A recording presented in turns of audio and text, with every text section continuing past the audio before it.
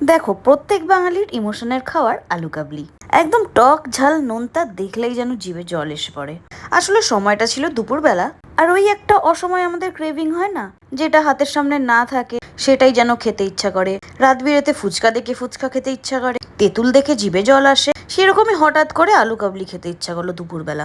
এদিকে এত গরমে দুপুরবেলা একটা আলু কাবলিওয়ালা তো দূরের কথা, একটা লোক মাত্র নেই। দেখো, আলু কাবলির রেসিপিটা মোটামুটি সব বাঙালিই জানো, তাও নিজে কষ্ট করে করলাম যখন, ভাবলাম ভিডিও করে তোমাদের সাথে শেয়ার করি, আর অসময় তোমাদের জিভেও জল এনে দিই। দেখো, আলুটা প্রথমে প্রেসার কুকারে হালকা করে সেদ্ধ করে নেবে।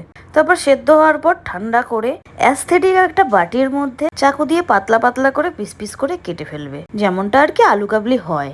আর আলুটা যতক্ষণ সেদ্ধ করছিলে ততক্ষণে শুকনো একটা কড়াইতে তেল ছাড়া জিরে, ধনে আর শুকনো লঙ্কা দিয়ে সেটাকে হালকা রোস্ট করে নেবে। তারপর মিক্সারে গুঁড়ো করে একটা কৌটোর মধ্যে ভরে রেখে দেবে।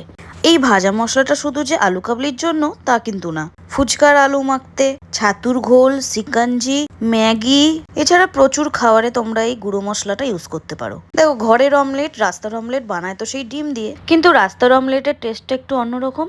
হ্যাঁ, এই মশলাটাই ইউজ করা হয়। যাই হোক, আলু কাবলিতে দিলাম তেঁতুল জল, লঙ্কা, এই ভাজা মশলাটা, আর স্বাদ অনুযায়ী বিট নুন। আমার আবার আলু কাবলিটা সিম্পল আলু দিয়েই ভালো লাগে, শসা, পেঁয়াজ, ছোলা মটর দিয়ে যেন আমার একটু ব্যাপারটা জমে না। তাই তোমাদের ইচ্ছে হলে তোমরা কিন্তু অ্যাড করতে পারো এগুলো। তোমরা ফুচকার আলু মাখতে গেলেও এই প্রসেসটা ইউজ করবে, জাস্ট আলুটা না কেটে একটু চটকে নেবে, তাহলেই ফুচকার আলু মাখা রেডি।